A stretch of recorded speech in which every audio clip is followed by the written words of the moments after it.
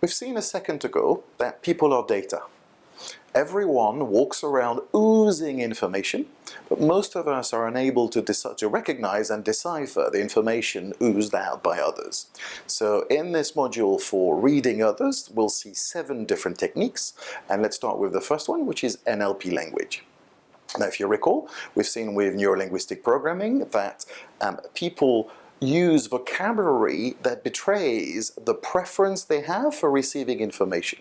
So for example, we've seen how visual people like to see and watch as a way to gather information. Auditory people like to hear and speak. Kinesthetic people like to grasp and feel. And digital people like to read and count. Now these preferences are clearly visible, the preferences that someone else might have on these 4 dimensions will be clearly noticeable to you if you pay attention. How do you notice it? In the language that people use. So for example, we've seen before how visual people like to use visual language. So they'll use words like see, focus, clear, bright, picture, hazy, etc., etc. For all of these, by the way, I'll put it on screen. I'll go quite quickly. You can obviously pause and read at your leisure. So visual people ooze visual language. And once you notice that someone uses a lot of visual language, then you have a clue, so you've read them, you have a clue as to how to interact better with them.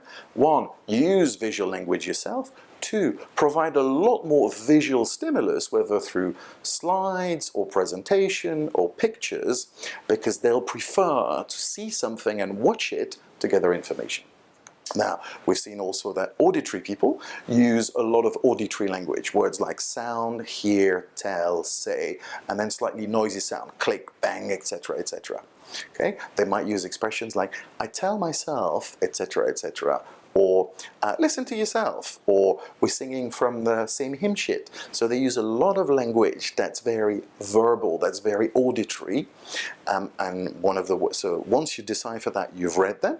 And one of the ways you can interact with them better is by using lots of such language yourself and speaking. So if you have lots of props, some photos, some documents, etc., typically when you deal with an auditory person, leave these aside and talk to them, engage to them. They want to hear and they want to speak in return.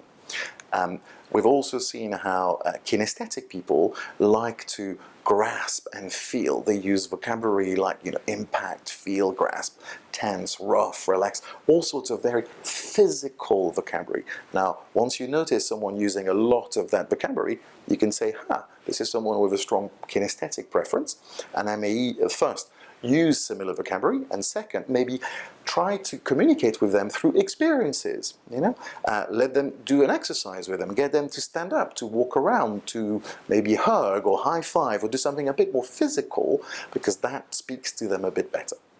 And then finally, a very common type in business context is people who have a digital preference. They'd rather read and count. And typically, people like this ooze information through the vocabulary they use, which is typically, words like accommodate, capability, etc. But most importantly, the one at the bottom, most words with 3+ syllables. And we've seen before that digital can be a bit dry, and people who use a lot sometimes can sound a bit like, the main character in The Office. And so what we have here is, as a great way to read others, is pay attention to the vocabulary they use, because the registry, which is either visual, auditory, kinesthetic, or digital, is an indication to you of the preferences they have for receiving communication from you.